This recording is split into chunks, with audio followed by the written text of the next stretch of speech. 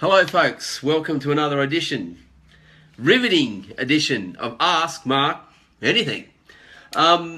Today's question is a special one because it comes directly from Mrs. Sales Trainer. And Mrs. Sales Trainer started in real estate. Realistically, this is kind of her maiden voyage or her rookie year. And whilst she's getting some really good numbers going, there's lots of questions she's been asking me about certain things that we have inside of Prospector, in particular of late around the accolade system. She suffered some frustrations, which I'm absolutely certain many of you are suffering the very same frustrations from time to time. So let's get down to the question. I'll talk to you, or I'll read it just the way Mrs. Sales Trainer Fiona, my wife, has sent it to me. She said, I've been trying to get accolades up and running, honey bunny. At what point do I stop hassling them, meaning the sellers, for their recommendation? I've won the listing, I've got them a sale at top market value, and now I'm harassing them for a photo and, of course, a recommendation. I've asked them all repeatedly to give me a happy photo, and the answer that we keep getting is we don't have one. Well, the short answer to the question is you don't stop hassling them, and more importantly is that in the formulation of the accolade, you just have to get into the habit of getting these people on side. There's a couple of reasons that property sellers tend to balk when it comes to the idea of getting these recommendations up. And, you know, for many years we've talked about these recommendations being testimonials. Well, I like to take them from a testimonial to the point where they become a recommendation, and then more importantly, we move them into an accolade, which, as the name implies, is a recommendation, but it's a thing that we actually get out there into the community, and we use it in a whole range of other manners. So, if the important point for us all to understand is around this is if somebody says something about you, it's totally believed, whereas most recommendations from real estate agents tend to emanate from the real estate salesperson themselves.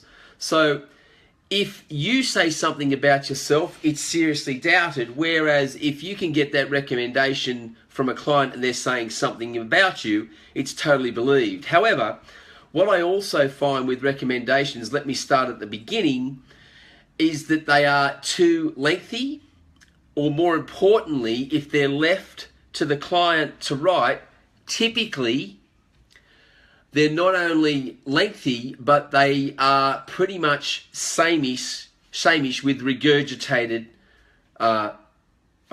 praise.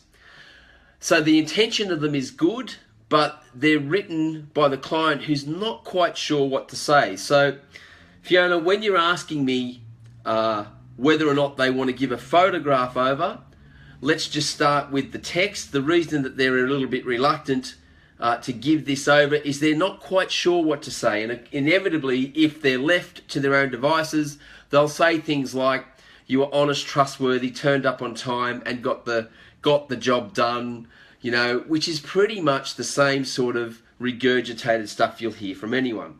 So what we say is you have to work on the words first, fully understanding that the vast majority of people don't read.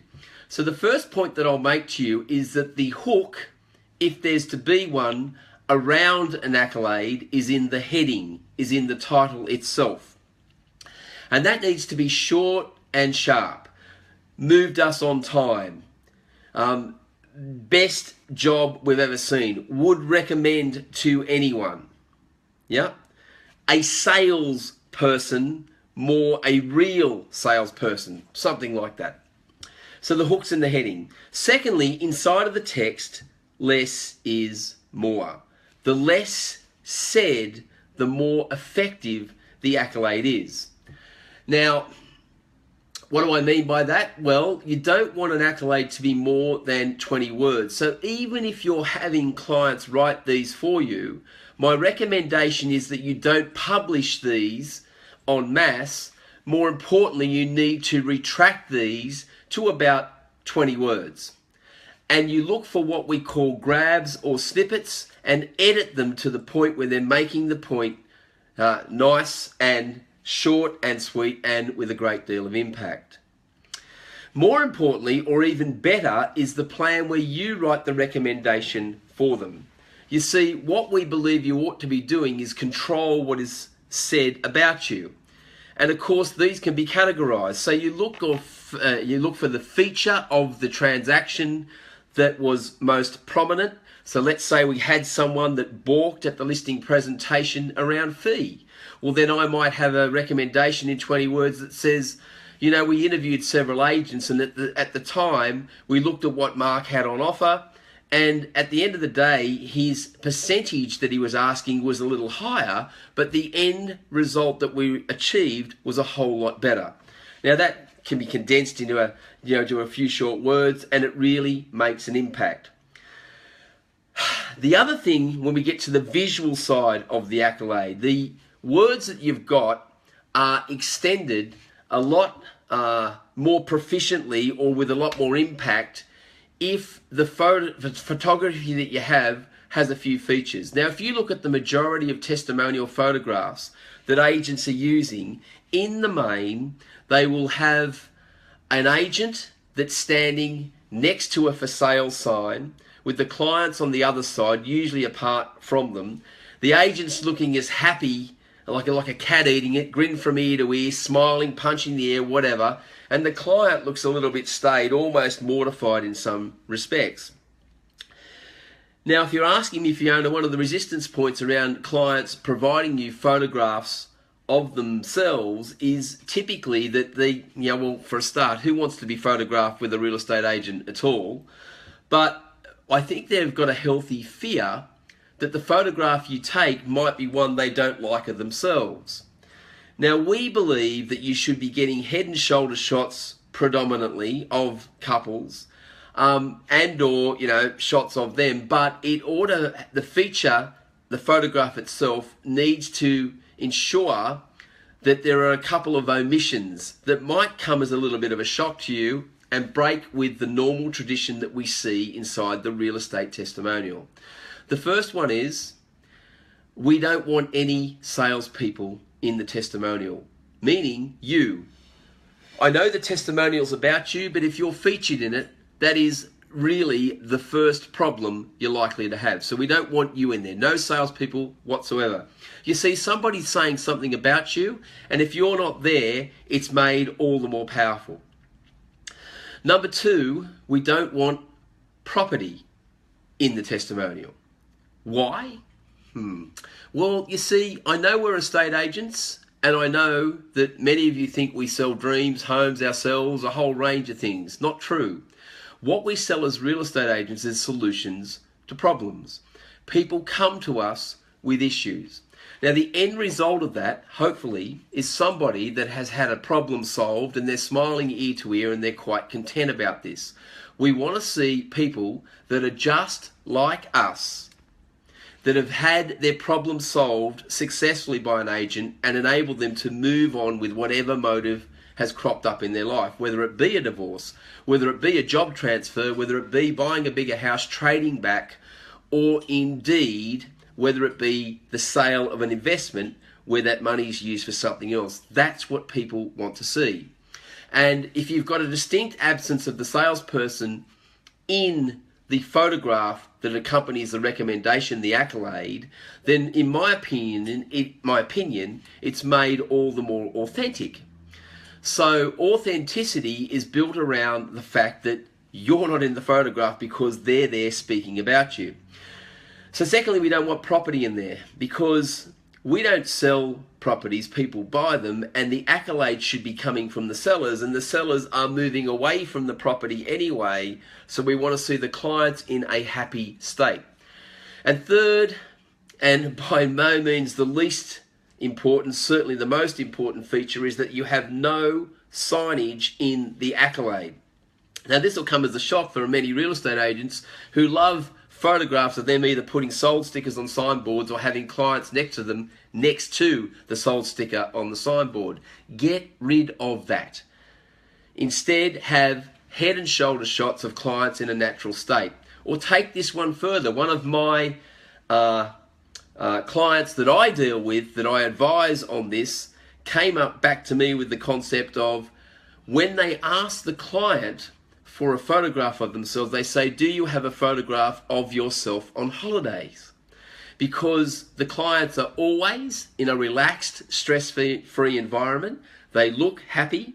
And of course, they'll send you a photograph of themselves, of their own taking, of their own choice. And it's typically one that they like of themselves. So the resistance is immediately lowered.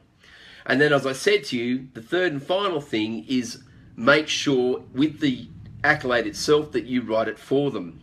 You compile the 20 words together, you send it to them, and simply ask for their approval of the accolade that you've asked for. Once these have been constructed together and you get the two back, you simply combine it into a format where you've got the photograph, the cap, the hook or the heading at the top, and then there's immediate 20 words underneath. And as I say, the less said, the more powerful the accolade is. What do you do with these? Well, if you're clever, you could use something that we have at Property Marketer, which is a system called Accolades.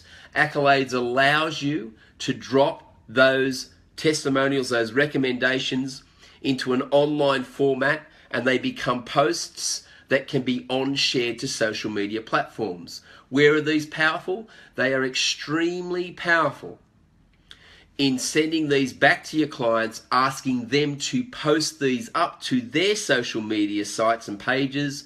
And of course, who are their friends around in their social sphere? Definitely other property owners within the area you're servicing. So you are breaking into the social sphere, breaking into the local community. Their friends are seeing that they're satisfied with your result, and this is bringing people in turn back to you. They can be used readily in any form of pre-listing kit that you have on board, notwithstanding the fact that we've moved away from the pre-list kit and moved to a thing we call the Property Sellers Research Kit. But certainly to those listeners that are out there that aren't on Property Marketer, that's what I'd be doing with them. And thirdly, you want to make sure that your listing presentation, your visual listing presentation that you use and support, is dotted with all of these accolades on pages, and making sure that the accolade that you've got, the current one, has a correlation that is relevant to whatever page you're presenting to a particular client. So I say persist with this. Why? Because it needs to become habitual. Accolades are made more powerful when they are high in volume. The more accolades you have, the more convincing you are to a prospective client. So don't give up on this. Certainly, I'll be giving you a helping hand, Fiona, to make sure that you get these on board. And as we continue with Prospector, getting the word out into the marketplace, the most important thing to remember with accolades themselves is that they validate your product inside the marketplace. So for a prospective client that's meeting you for the first time in particular, you know, when you arrive at a listing presentation, if preceding that listing presentation, they've had lots of evidence of people that have used or utilized your service before, and they can see that there is credibility to that because there are clients saying, hey, what this person is suggesting to you they offer in service can be validated by the fact that we've actually used that service, we've experienced it, and we're over the moon. That will put you at the forefront, will elevate you, will certainly jockey you into first position during what we call the selection phase, and give you every chance of winning that listing. Not just winning the listing, but winning that listing on the terms and conditions of your choice, not least of which is the fee that you might be looking at setting, and securing any investment that you want in the marketing of that property. So I hope that's answered your question, Fiona. That's a quick 15 minutes with it. I'm sorry that if I seemed a little bit out of sorts on this one, it's because I've been speaking all day. But please I look forward, if you've got any questions, just send them through to mark@salestrainer.com.au, or of course you can actually send me any questions that you have here on Facebook, and we look forward to talking to you next time on the next edition of Ask Mark Anything.